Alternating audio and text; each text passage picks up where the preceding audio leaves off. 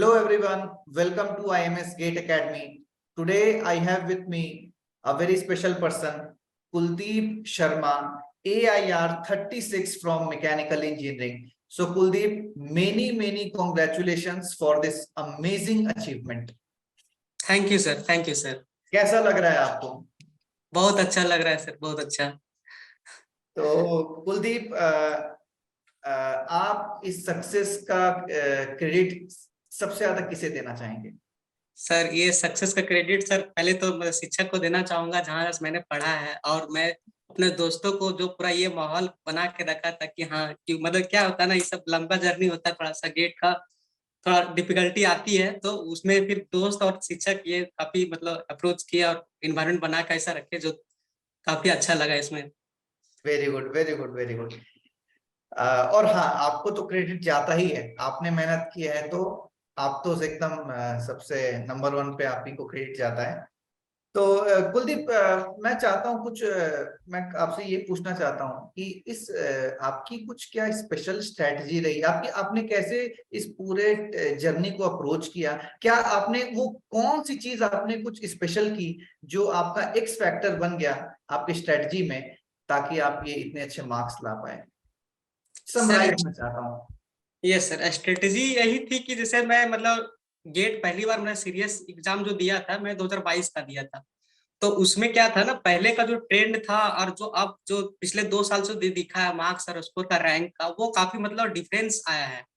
तो 2022 में मतलब जो मेरा इस तरह से था कि अप्रोच जो मैंने दिया था तो उसमें था कि स्कोर अगर अच्छा ज्यादा ज्यादा 70 प्लस 75 प्लस जब तक ना हो तो कोई फायदा नहीं होता 2022 से पहले का। करेक्ट फिर करेक्ट। 2022, यस सर, फिर 2022 में मैंने जब एग्जाम दिया तो फिर देखा कि यार इतना स्कोर तो जब तक नहीं किया जाएगा तो फिर कुछ तो फायदा है नहीं। तो सही। उसमें मैं फिर था कि ज्यादा से ज्यादा स्कोर कैसे करो। तो उस ईयर जो मैं एग्जाम दिया था सर, तो मतलब अटेम्प्ट के चक्कर में क्या था ना कि काफी सारा माइनर माइनर से एरर हो गई। तो ओके। वो फिर अब फिर जब जब स्कोर कार्ड आया तो उससे पता लगा नहीं यार, जितना मेरा मार्क्स था वो उसमें थोड़ा सा भी और इम्प्रूव कर दे तो अच्छा रैंक आ सकता। वो बहुत खराब चीज था कि जो मेरा एनालिसिस जो पहले वाला था तो मैच नहीं किया, पिछले ये 2 साल से दिख रहा है, इस साल भी उसी तरह से था। उसके बाद जो मेरा एग्जाम उतना अच्छा से नहीं गया, मतलब 1700 लगभग स्कोर मतलब रैंक लाया था 2022 में। उसके बाद से फिर मैं सोचा यार 1 साल तो लगेगा, फिर से करना पड़ेगा, पढ़ा तो पूरा वही हूँ ना, तो फिर दोबारा से वही चीज फिर पढ़ना फिर बहुत ये हो जाता है। तो उस बीच में मैंने क्या किया था, काफी सारा पीएससी वगैरह का एग्जाम मतलब देने लगा बीच बीच में। तो जितना भी एग्जाम देता था ना तो उसमें यही थी, सब में मेरा इसी में दिक्कत हो जाता था कि पहले से देख के जाता था कट ऑफ, कट ऑफ कभी हाई जाता है कभी लो जाता है, वो तो पेपर के अकॉर्डिंग होता है कि कैसा पूछा गया है। तो हर बार मेरा यही था कि कुछ कुछ मार्क्स वास्ते मेरा मतलब पीछे हो जा रहे थे। तो फिर जब एग्जाम जब पीएसयू का सब देने लगा तो फिर जितना गेट का वही चीज है तो वो उसको मैं कंटिन्यू रखा। ठीक है, वेरी तो गुड, वेरी जितना, गुड। हाँ सर, तो जितना एग्जाम मैं दिया तो सारा पेपर को मतलब जो अपना नोट्स जो बनाया था, अपना नोट्स जो 2022 के लिए वो मैं मतलब गो थ्रू करते रहा बीच बीच में। तो फिर जब मैं फिर झारखंड का एक एग्जाम होता है, झारखंड जेई का एग्जाम हुआ था, उसके लिए भी मैं काफी अच्छा प्रिपेयर किया था, उसमें भी अच्छा स्कोर हुआ। तो फिर मैं सोचा कि उसमें तो हो जाएगा, अब ज्यादा उतना जाना है नहीं, अब जैसे कि मेरा 2020 का पास आउट तो मुझे जॉब की बहुत जरूरत थी, तो मैं सोचा यार किसी तरह से कहीं ज्वाइन कर लूंगा जॉब वगैरह तो काफी अच्छा रहेगा। लेकिन एट द एंड क्या हुआ कि वो मतलब कैंसिल हो गया, फिर एग्जाम एग्जाम देने के बाद एग्जाम कैंसिल हो गया, अच्छा एग्जाम देने के बाद भी कोई फायदा उसका हुआ नहीं। तो फिर जब, ये सर, तो दिसंबर की बात है, तो फिर उसके बाद से मैंने फिर से पढ़ाई फिर से सोचा नहीं यार, फिर अब तो नजदीक में गेट ही है तो करना पड़ेगा, तो फिर मैं उसी से गो थ्रू जो मेरा नोट्स बना हुआ था उस पे मैं फिर से अप्रोच डाला, और ये 2023 का एग्जाम फिर अच्छा से दिया तो लकीली अच्छा रहा।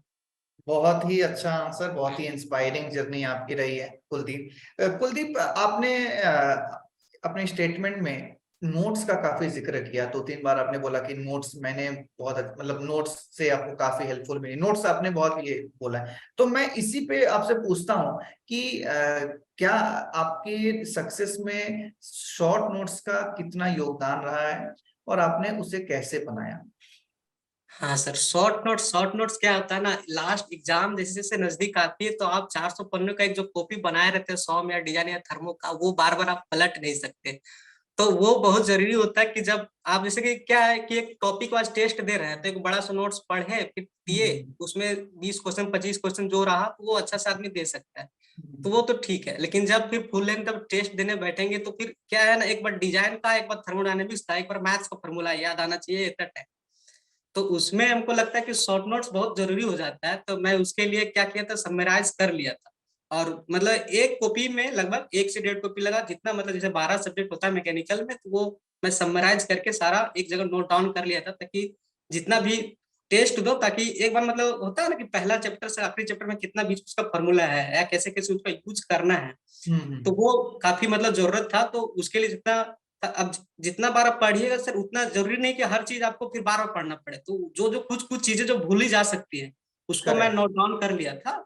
सही और सही। उसको मैं एक जगह मतलब था कि सीक्वेंस वाइज पूरा 12 का 12 सब्जेक्ट का होना चाहिए, ताकि कॉन्फिडेंस बिल्ड रहे कि नहीं मैं टेस्ट देने जा रहा हूँ तो फिर सारा मेरा पढ़ा हुआ तो अच्छा ही जाएगा, ये माइंडसेट होना चाहिए पहले। बहुत सही। कुलदीप, क्या 12 के 12 सब्जेक्ट्स में आपकी पकड़ स्ट्रांग थी, या कुछ में बहुत अच्छी थी, कुछ में एवरेज थी?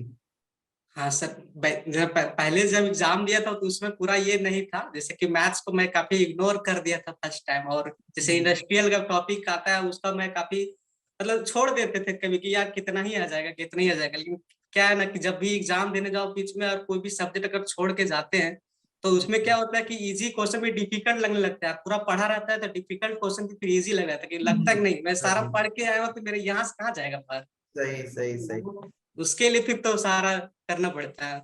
तो मैथ्स आपने छोड़ा था, तो आपने मैथ्स को इम्प्रूव किया, और ये इससे यही पता चलता है कि अपने को सब कुछ पढ़ के जाना है। एवरीथिंग इज हाँ, important in in exam. Confidence मतलब क्या ना, मतलब उसमें बिल्ड होगा। जैसे इस बार था कि उतना पावर प्लांट का उतना ज्यादा क्वेश्चन नहीं रहा, टर्बो मशीनरी की इस बार नहीं रहा, लेकिन ये हर बार नहीं होता है ना। अगर पर पढ़ के जाओ तो फिर बोले ना वही कि मतलब डिफिकल्ट क्वेश्चन भी इजी दिखने लगता है, क्योंकि उसमें लगता है कि नहीं मैं सारा पढ़ के आऊँ तो क्वेश्चन तो बनेगा ही, तो वो बहुत काफी सही। अच्छा लगता है पढ़ बहुत के सही। जाने। हाँ, बहुत सही कुलदीप, बहुत सही। मतलब everything is important as far as exam is concern. Kuldeep, test series की काफी इम्पोर्टेंट मुझे लगता है कि एक स्टूडेंट्स के को अगर अच्छा मार्क्स आना है तो टेस्ट सीरीज इम्पोर्टेंट है।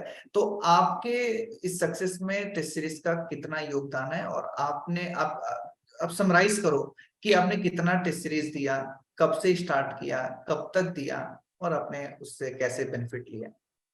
हाँ सर, टेस्ट सीरीज का क्या है कि जैसे मेरा दिसंबर मिड में स्टार्ट किया था, जो मेरा नोट्स था तो कंटिन्यू पढ़ते रहते थे, तो दिसंबर मिड से मैं शॉर्ट नोट जितना पढ़ा था उसको समराइज करते करते मेरा जनवरी आ गया था।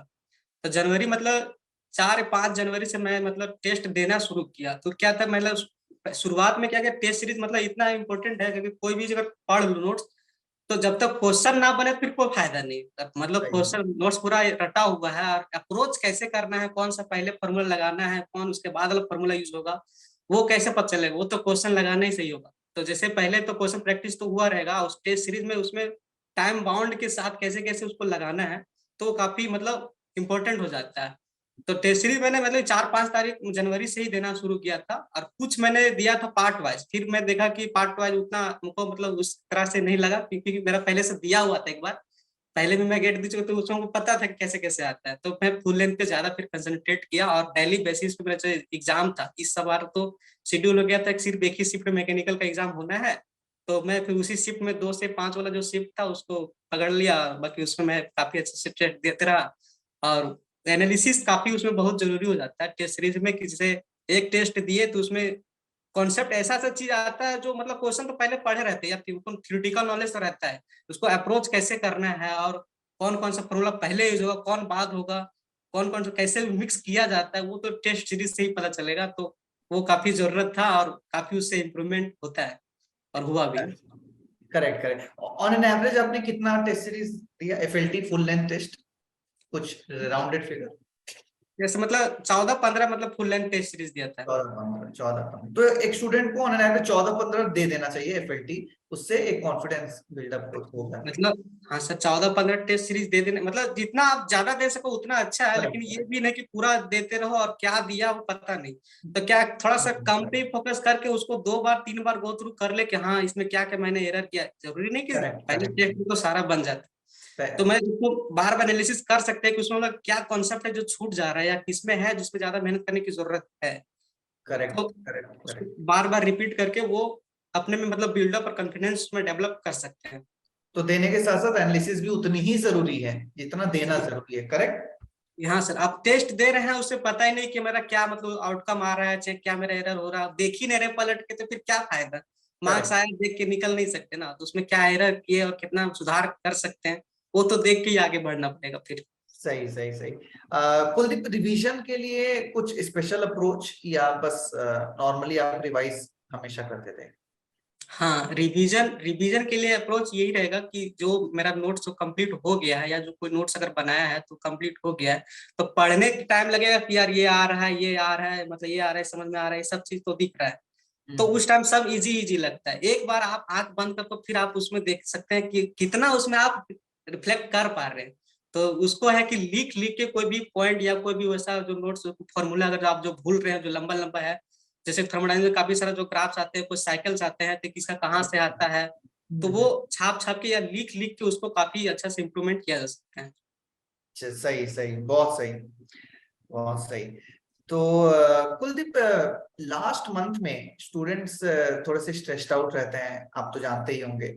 Yeah. ये मार्क्स कभी कभी कम आ जाते हैं तो उससे डिमोटिवेट भी हो जाते हैं। तो आपने इस लास्ट मंथ में आपने आपको कैसे मैनेज किया और कैसे अपने आप को कूल रखे इस पूरे स्ट्रेस वाले टाइम? हाँ सर, मार्क्स जो कम आने के बाद है वो मेरे साथ भी हुआ था। जब शुरू शुरू में जब टेस्ट देने गया तो कितना 50-55 इतने ही मार्क्स आने रहे थे। फिर मैं सोचा यार इस बार भी ये ठीक हो पाएगा या नहीं, ये हमको भी नहीं पता चल रहा है।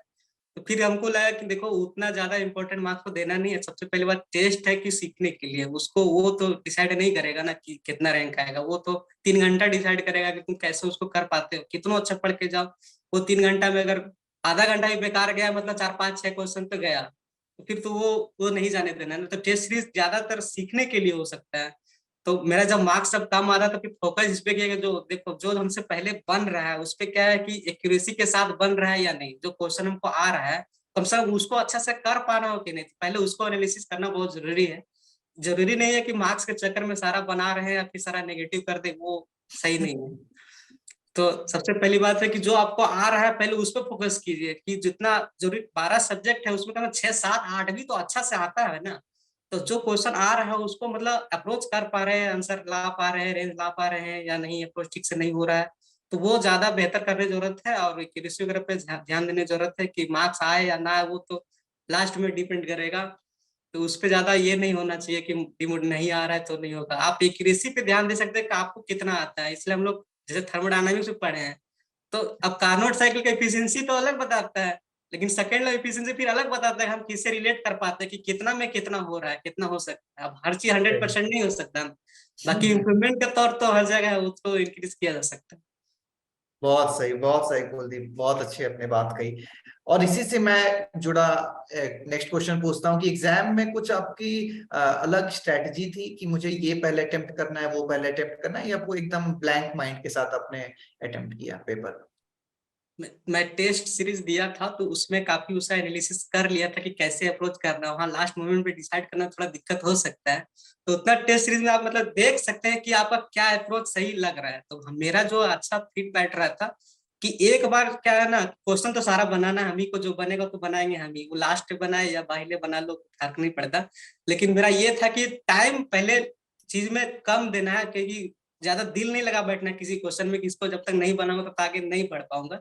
तो उस पे नहीं है, एक बार आपको गो थ्रू पहले कर लेना है। क्वेश्चन तो सारा आप ही को बनाना है, वो तो तय रहता है एग्जाम में कि आप एग्जाम में तो बनाना ही पड़ेगा।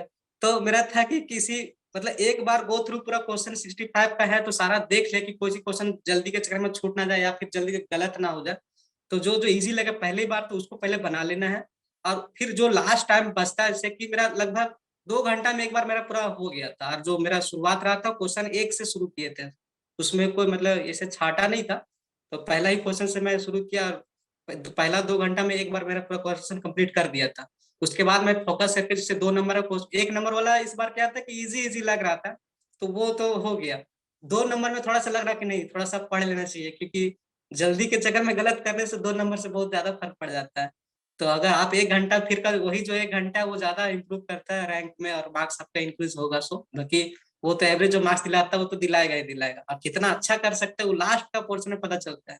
तो वो समय बचा के फिर से एक जो अप्रोच होता है, जो क्वेश्चन छूट जाए तो उसको काफी अच्छा से उसको बेहतर करते हैं उसमें।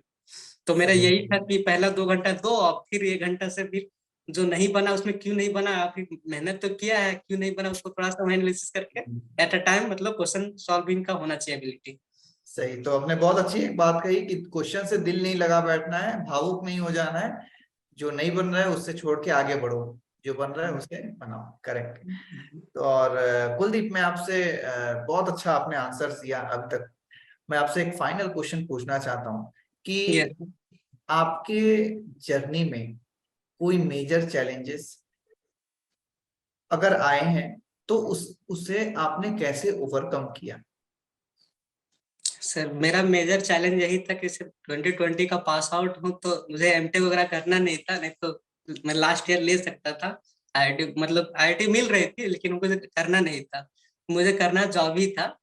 तो उसमें चैलेंजेस यही था कि एग्जाम में काफी दे रहा था, और हर एग्जाम में 2 नंबर 3 नंबर ऐसे छट जा रहा था। जैसे मैं पहले ही बता चुका हूँ कि क्या है ना कि कट ऑफ एनालिसिस करके बहुत दिक्कत हो जा रहा था कि यार इतना तो बनाना ही पड़ेगा, इतना तो बनाना, काफी मतलब लगता था यार, खराब लग रहा था कि एग्जाम थोड़ा थोड़ा वास्ते छूट रहा है। तो फिर दोस्त लोग साथ सब एनालिसिस करते थे, जो चलता है शाम का जो होता है अपना बैठक, दोस्त लोग में जो ग्रुपिंग चलता है, तो वही भी सब डिस्कस करते थे कि देखो ये सब तो काफी दिक्कत हो रहा है। मेरे साथ एक और दोस्त साथ में प्रिपरेशन कर रहा था, तो हम लोग फिर काफी एनालिसिस में करते थे कि देखो थोड़ा सा इंप्रूवमेंट करेंगे, थोड़ा इंप्रूवमेंट करेंगे। तो फिर लास्ट लास्ट में लोग फिर डिसाइड करना शुरू किए, देखो अपना बेस्ट देना है, सामने वाला कितना जाता है क्या कट ऑफ वो देख के अगर जाएंगे तो फिर दिक्कत है ना, आप हर कोई एक रैंक 1 नहीं ला सकते।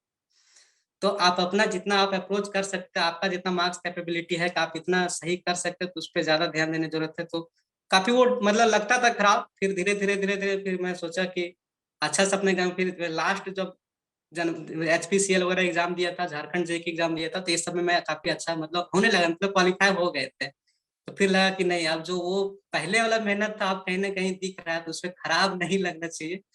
तो थोड़ा कभी कभी कुछ समय लगता है। तो इस बार फिर जब गेट का रिजल्ट आया तो फिर लगा चलो जो हुआ सो हुआ, अब तो ठीक हो गया। तो बहुत सही कुलदीप, बहुत सही।